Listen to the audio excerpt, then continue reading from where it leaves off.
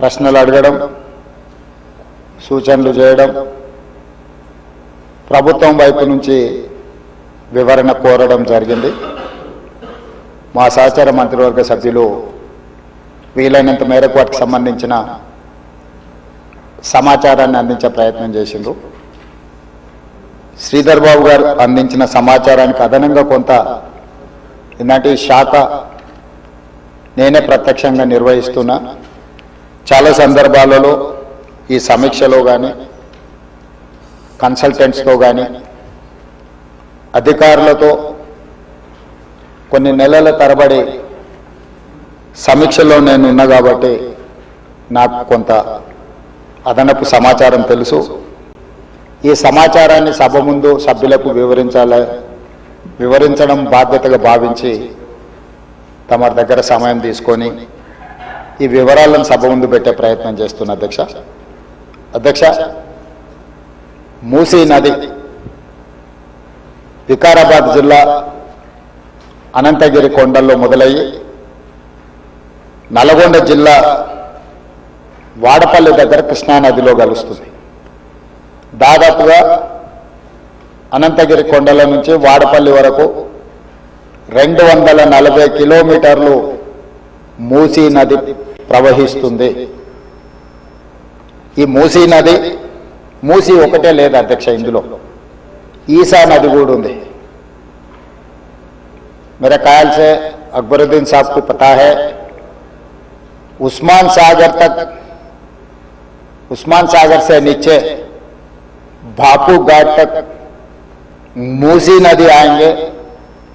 हिमायत सागर के ऊपर ईसा नदी है, वो नदी आके बापू घाट में ये दो नदियों का संगम, इसीलिए बापू घाट वहां बना है. కన్యాకుమారి దగ్గర 2 సముద్రాలు 2 నదుల యొక్క సంగమం దగ్గర మహాత్మా గాంధీ గారి అస్థికలు ఏ విధంగా పెట్టినరో ఈరోజు వికారాబాదులో మొదలయ్యే మూసా, రంగారెడ్డి జిల్లాలో ఇతర ప్రాంతాల నుంచి మొదలయ్యే ఈసా నదికి సంబంధించి హిమాయత్ సాగర్ ప్రాజెక్టు ఉంది. మూసీ నదికి సంబంధించి ఉస్మాన్ సాగర్ ప్రాజెక్ట్ ఉంది, అంటే గండిపేట ప్రాజెక్ట్. ఈ 2 నదులు వచ్చి లంగర్ హౌస్ దగ్గర ఏదైతే బాపు ఘాట్ ఉందో అక్కడ ఈ 2 నదులు కలుస్తాయి. ఆ 2 నదుల కలయిక దగ్గరనే మహాత్మా గాంధీ గారి అస్థికలను పెట్టి బాపు ఘాట్ను నిర్మించడం జరిగింది. అధ్యక్ష, ఈరోజు నాగరికత నదీ పరివాహక ప్రాంతంలోనే పెరిగింది. ప్రపంచంలో ఏ నగర విస్తీర్ణమైన ఏ ప్రజల యొక్క నాగరికత అభివృద్ధి చెందిందంటే నదీ పరివాహక ప్రాంతంలోనే మానవుల యొక్క నాగరికత అభివృద్ధి చెందింది. నదీ పరివాహక ప్రాంతాలలోనే గ్రామాలు కానీ పట్టణాలు కానీ నగరాలు కానీ నిర్మించడం జరిగింది. ఈ నదీ పరివాహక ప్రాంతంలో నిర్మించిన గ్రామాలు మన ప్రతి ఊరికి ఆనుకుని చెరువు ఉంటుంది. ఊరి యొక్క తాగునీరు సాగునీరు అవసరాలు తీర్చడానికి పట్టణాలలో కూడా మీరు పెద్ద పెద్ద లేకులు చూసారు. ఈరోజు హైదరాబాద్ నగరంలో కూడా కాకతీయుల నుంచి మొదలు పెడితే కులీ కుతుబ్ షాయిలు నిజాం వరకు ఈ ప్రాజెక్టులను నిర్మించడం ద్వారా ప్రజల యొక్క సాగునీరు తాగునీరు అవసరాలను తీర్చడమే కాకుండా పరిశ్రమలను ఏర్పాటు చేయడానికి కూడా ప్రణాళికబద్ధంగా ఆనాటి కాకతీయ సామ్రాజ్యం నుంచి మొదలు పెడితే చివరి నవాబ్ నిజాం నవాబు వరకు కూడా ఈ నదుల యొక్క పరివాహక ప్రాంతంలోనే ప్రాజెక్టులను కట్టడం జరిగింది. ఈరోజు మంజురా నది ఉండొచ్చు, నిజాం సాగర్ ఉండొచ్చు, లేకపోతే ట్యాంక్ బండ్ ఉండొచ్చు, ఉస్మాన్ సాగర్ ఉండొచ్చు, హిమాయత్ సాగర్ ఉండొచ్చు. వరదలను నియంత్రించాలి.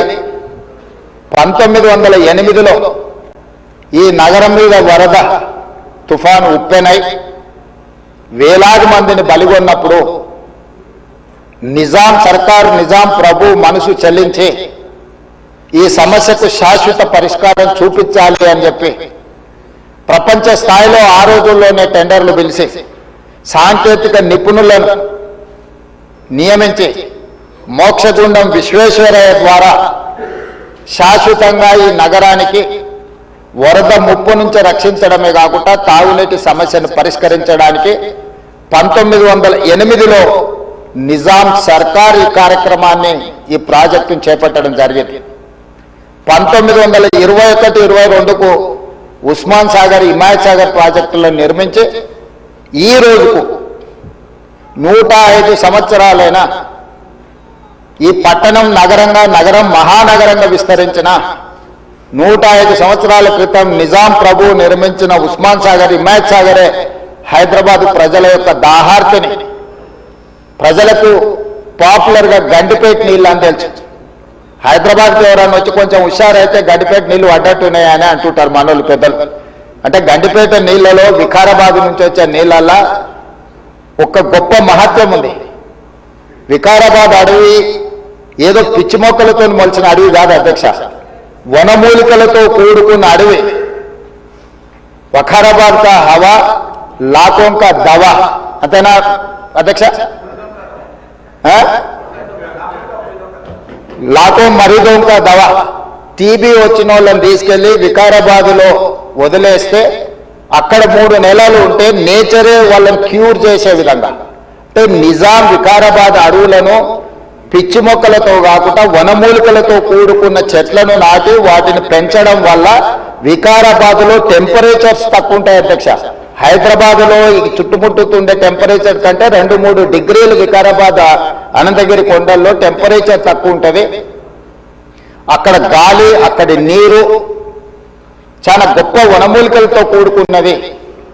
ఆ నీళ్ళే గండిపేటకు వచ్చి ఆ గండిపేట నీళ్ళే హైదరాబాద్ నగరానికి ప్రజలకు తాగడానికి ఇవ్వడం ద్వారా మన ఆరోగ్యాన్ని కాపాడడం కాకుండా మనకు తెలివితేటలను కూడా మెరుగుపరచుకోవడానికి నిజాం సర్కార్ ఇవన్నీ ఏర్పాటు చేసింది అధ్యక్ష. కాలక్రమేణా స్వతంత్రం వచ్చింది, సాంకేతిక నైపుణ్యం పెరిగింది. సాంకేతిక నైపుణ్యంతో నగరాలు అభివృద్ధి చెంది జలవనరులను కాపాడుకోవాల్సిన మనము ఆ దిశగా ప్రయాణం చేయలే అధ్యక్ష. శాశ్వత సమస్యలను పరిష్కరించి మన ఆరోగ్యాన్ని కాపాడే జలవనరులను కలుషితం చేయడమే కాకుండా కబ్జాలు పెట్టి ఫామ్ హౌజులు కట్టి ఫామ్ హౌస్లో డ్రైనేజ్ లైన్లు తీసుకెళ్లి ఈ గండిపేట హిమాయత్ సాగర్ కలిపింది అధ్యక్ష. ఆగర్భ శ్రీమంతులు కట్టుకున్న ఫామ్ హౌజుల్లో ఉన్న డ్రైనేజ్ కనెక్షన్స్ తీసుకెళ్లి గండిపేటకు హిమాయత్ సాగర్కు కనెక్ట్ చేస్తే వాళ్ళ మీద ఉక్కుపాదం మోపి అన్నిటిని కూలగొట్టి లక్షలాది నగరంలో ప్రజలు తాగే నీళ్లను కలుషితం చేస్తే ఎవరిని క్షమించమని చెప్పి మా ప్రభుత్వం వచ్చిన తర్వాత కఠినమైన చర్యలు తీసుకున్నది అధ్యక్ష. దాని మీద ఎన్నో విమర్శలు వచ్చినాయి. జన్వాడలో ఫామ్ హౌజులు, మొయినాబాద్లో ఫామ్ హౌజులు కట్టుకున్న వాళ్ళు నా మీద దాడి చేసారు. లక్షల కోట్ల రూపాయలు సోషల్ మీడియాలో ఖర్చులు పెట్టి బద్నాం చేసే ప్రయత్నం చేశారు. అయినా మా సంకల్పం మంచిది, పేద ప్రజలకు మేలు జరగాలన్న ఆలోచనతో ఎన్ని విమర్శలు వచ్చినా వెనక్కి తగ్గకుండా 100% ఆ కార్యక్రమాన్ని ముందు తీసుకెళ్లే ప్రయత్నం చేసి, అదేవిధంగా మాకు వచ్చిన అవకాశాలలో ప్రపంచంలో చాలా దేశాలు తిరిగినాం అధ్యక్ష. చాలా దేశాలను చూసినాం. అభివృద్ధి చెందిన ప్రతి దేశంలో ఒక నదీ పరివాహక ప్రాంతాన్ని అభివృద్ధి చేయడమే కాకుండా వ్యాపార కేంద్రాలుగా మార్చారు. ఈరోజు న్యూయార్క్, న్యూజెర్సీ మధ్యలో హడ్సన్ రివర్, లేకపోతే లండన్లో థేమ్ రివర్. నేనే మంత్రులనే కాకుండా మిత్రులు అక్బరుద్దీన్ ఓవైసీ గారితో కూడా కలిసి మేము లండన్లో ఆ ప్రాజెక్టును పరిశీలించడం జరిగింది. జపాన్లో చూడడం జరిగింది, సౌత్ కొరియాలో చూడడం జరిగింది, సింగపూర్ లాంటి నూతనంగా అభివృద్ధి చెందిన దేశాలను మనం పర్యటించడం జరిగింది.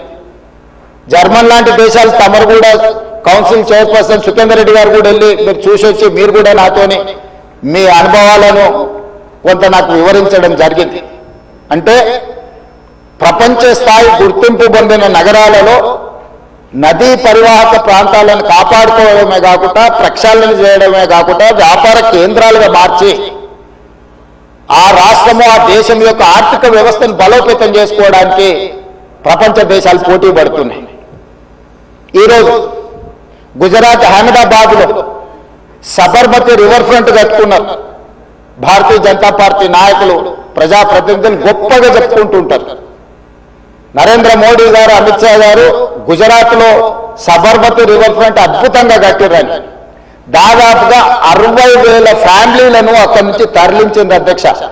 60,000 కుటుంబాలను సబర్మతి రివర్ ఫ్రంట్ అభివృద్ధిలో భాగంగా ఆ సబర్మతి రివర్ కానుకొని ఉన్న పేదలందరినీ కూడా అక్కడి నుంచి తరలించారు. ఉత్తరప్రదేశ్లో గంగానది ప్రక్షాళన చేసి అక్కడ రివర్ ఫ్రంట్ కట్టుకున్నారు. ఈ మధ్యకాలంలో ఢిల్లీ ఎన్నికల్లో బీజేపీ యమునా నదిని ప్రక్షాళన చేసి ప్రపంచ స్థాయి నదీ పరివాహక ప్రాంతాన్ని అభివృద్ధి చేస్తామని ఎన్నికల్లో భారతీయ జనతా పార్టీ నరేంద్ర మోడీ గారు చెప్పి ఢిల్లీ ఎన్నికల్లో గెలవడం జరిగింది. ఆ విషయాలను అన్నిటినీ భారతీయ జనతా పార్టీ అద్భుతంగా గొప్ప అభివృద్ధి నమూనాగా మాట్లాడుకొని ఎన్నికల్లో ఎజెండాగా మార్చి చెప్పుకున్నారు అధ్యక్ష. మేము తప్పు పట్టడం లేదు. అభివృద్ధి జరిగినప్పుడు కొంతమందికి ఇబ్బంది జరుగుద్ది. ఆ ఇబ్బంది జరిగిన వాళ్లకు ప్రభుత్వాలు న్యాయం చేయాలి, నష్టపరిహారం ఇవ్వాలి, ప్రత్యామ్నాయం ఏర్పాట్లు చేయాలన్నది మా ఆలోచన. మేము యమునా నదిని వ్యతిరేకించలే, గంగా నదిని వ్యతిరేకించలే, సబర్మతి నది రివర్ ఫ్రంట్ మేము వ్యతిరేకించలే అధ్యక్ష. కాంగ్రెస్ పార్టీ ఆయా రాష్ట్రాలల్లో అక్కడ నివాసం కోల్పోతున్న వాళ్లకు మెరుగైన వసతులు కల్పించండి అని మాత్రమే ప్రభుత్వాలకు సూచన చేసినాం అధ్యక్ష.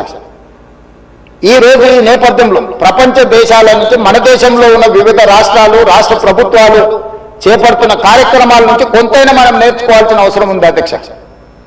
వాళ్ళందరికంటే ముందు నిజాం సర్కార్ మూసీ నది రివర్ ఫ్రంట్ ను నిజాం కట్టింది అధ్యక్ష. వీళ్ళందరూ మేల్కోకముందే మీరు పురాణపూల్ బ్రిడ్జ్ నుంచి మక్కా మసీదు నుంచి మీరు ఆ లైన్ అంతా చూడండి.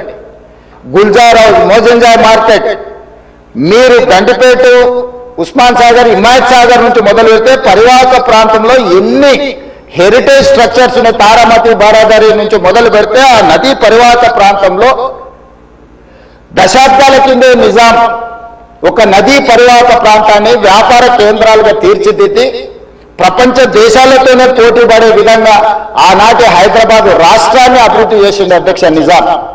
కాలక్రమేణా స్వతంత్రం వచ్చింది, ప్రజాస్వామిక పాలన వచ్చింది. కానీ నిజాం చేసిన అభివృద్ధి మొత్తం కాలగర్భంలో కలిపేసేసి కనుమరుగు చేసేసి పాలకులకు నిజాం మీద కోపం ఉంటే నాకు అభ్యంతరం లేదు. కానీ నిజాం కట్టిన కట్టడాలను, చారిత్రాత్మకమైన కట్టడాల నుంచి మొదలు పెడితే చేసిన అభివృద్ధిని మొత్తం కాలగర్భంలో కలిపి కలుషితం చేసి ఆక్రమించుకొని అన్యాయక్రాంతం అయిపోయి ఈరోజు నివసించడానికి యోగ్యంగాని ప్రాంతాలుగా తయారు చేసేసి ఇదొక భాగం.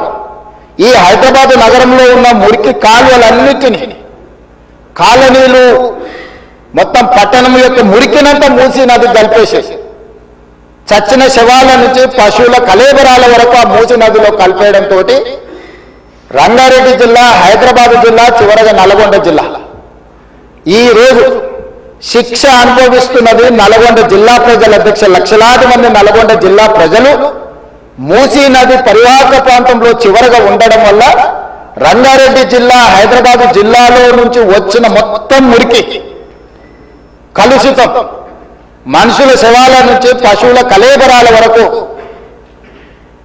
ఫార్మా కంపెనీలు వెదజల్లుతున్న విష కాలుష్యం నుంచి మూసీలో కలపడం వల్ల కింద వాళ్ళు జీవించలేని పరిస్థితి ఉంది.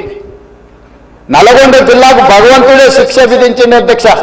వాళ్ళ దురదృష్టం దేవుడే వాళ్ళ మీద కక్ష కట్టింది అన్నట్టుగా ఫ్లోరైడ్ ప్రాంతంగా ఆ ప్రాంత ప్రజలు పేదవాళ్ళు కాళ్ళు వంకర, చేతులు వంకర, నడుము వంకర, పుట్టే పిల్లలు అష్ట వంకర్లతో పుడుతుంటే కన్న తల్లిదండ్రుల యొక్క దుఃఖం ఎలాంటిదో అర్థం చేసుకోండి అధ్యక్ష.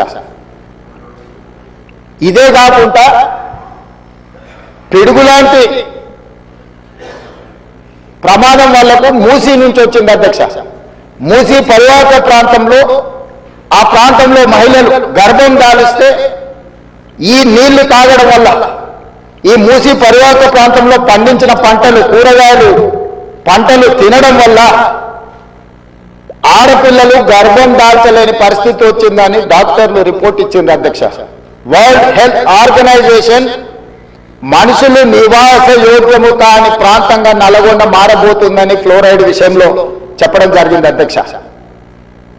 అదే కాకుండా ఈరోజు మూసి కలుషితం వల్ల పరివాహక ప్రాంతంలో నేను భువనగిరి ఆలేరు ఆ ప్రాంతం నేను ప్రత్యక్షంగా పర్యటనకు పోయించిన అధ్యక్ష, నేనే స్వయంగా పాదయాత్ర చేసిన అధ్యక్ష. అక్కడ ఆడపిల్లలు వచ్చి అయ్యా మా పిల్లలకి పెళ్లిళ్ళు అయితే మా పిల్లల్ని ఇక్కడ ఉంచుతలేము, మేము పట్టణమో ఎక్కడైనా పోయి బతకమంటున్నాం, వీడుంటే పిల్లలు పుట్టడం కష్టం, పుట్టే పిల్లలు కూడా అంగవైకల్యంతో పుట్టే పరిస్థితి వచ్చింది అని. నేను అడిగిన ఆడబిడ్డల్ని ఎందుకమ్మా ఏం తల్లి ఏం కష్టం వచ్చిందని. ఒకప్పుడు మూసీలో నీళ్లు ముంచుకొని మేము తాగేటోళ్ళమయ్యా, ఈరోజు చూడు నువ్వే చూస్తున్నావు కదా, మూసీ పక్కన నిలబడలేని పరిస్థితి, దుర్భరమైన కంపు, కలుషితమైన నీళ్లు.